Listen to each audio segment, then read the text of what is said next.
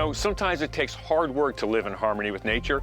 Here at Babcock Ranch, we've undertaken major projects to restore and preserve the land, including panther habitats, restoring Curry Lake to its historical ecosystem, and carefully managing stormwater.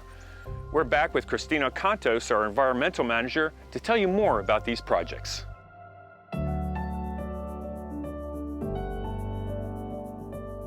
As a part of mitigation, we do a variety of land management activities in order to preserve and restore our native habitats. These activities include prescribed fire, exotic vegetation removal, mechanical grinding, roller chopping, supplemental plantings, and a whole variety of other tasks, including wildlife monitoring. I provide a lot of education regarding wildlife coexistence and creating that fire-wise community for the residents that are surrounded by these preserves. Another vital component to our mitigation plan is hydrologic restoration.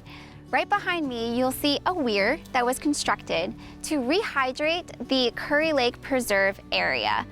Historically, this area was previously drained for certain ag purposes. By restoring and holding back that water, we have increased the amount of biodiversity here within this particular wetland.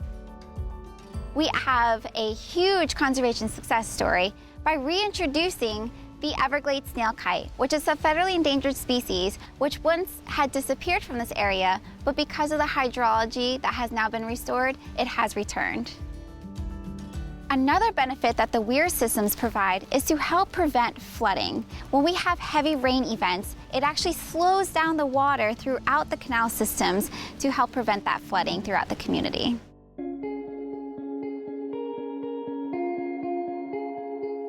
Within the 13,000 acres of preserves we have here at Babcock Ranch, we have a variety of habitat communities. These types of habitats include freshwater marsh, pine flatwoods, oak hammocks, cypress domes, and so much more. As you can see behind me, we have a beautiful wetland area which has been managed for exotic vegetation species. By managing those species, we prevent creating that monoculture of non-native exotic species that will take over our native plants. So by removing them, we create a very diverse and healthy habitat.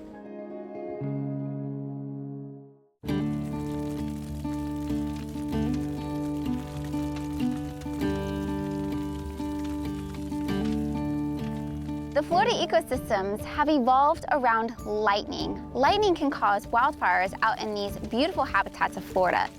Prescribed fire helps to reduce the fuel load that's on the ground. You can really tell that there's a lot of material on the ground, and this is all very dry.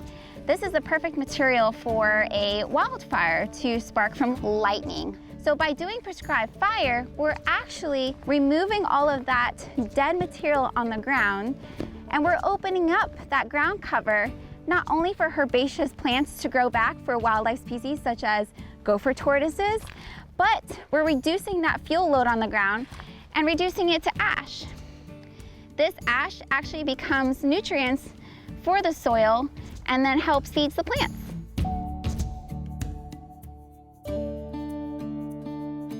But not only did the habitats evolve with fire, such as the pine flatwoods, but there are actually a lot of fire-dependent species. This includes the gopher tortoise and the red cockaded woodpecker. Now, these two species rely on fire for their survival, which is extremely important. Gopher tortoises are a fire-dependent species. Now, this ground-dwelling species, they need herbaceous plants in order to survive for their food resources. So a really important aspect about fire is that it's going to go ahead and clear that ground cover. And what happens is you're not only renewing the nutrients within the soils, but you're renewing the herbaceous vegetation for them to eat. Now, as we kind of go up within the forest floor, you have the mid-story, which is where you'll find shrubs just like saw palmetto, which is about my height. That is another important aspect of keeping this mid-story at a nice level. This allows the sunlight to reach the ground cover to help provide growth for their herbaceous food resources, as well as to be able to warm gopher tortoises in the sunlight since they are cold-blooded. Another important aspect is that on the aprons of their burrows, that's where they lay their eggs, and so that sunlight helps to incubate their eggs, which is why it's so important to keep a nice open mid-story.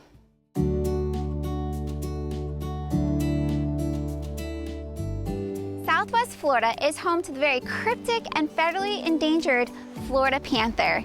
This species is so vital to our Florida ecology, they actually keep everything in balance. So they are considered a keystone species and are the very heart of Florida's ecology. By protecting the Florida panther, we actually protect all of the species that live in Florida. And so they're an umbrella species where they're protecting everybody under them. Something that we do here at Babcock Ranch is making sure that our preserves are connected. Habitat connectivity is so vital to the survival and population recovery of such an endangered species.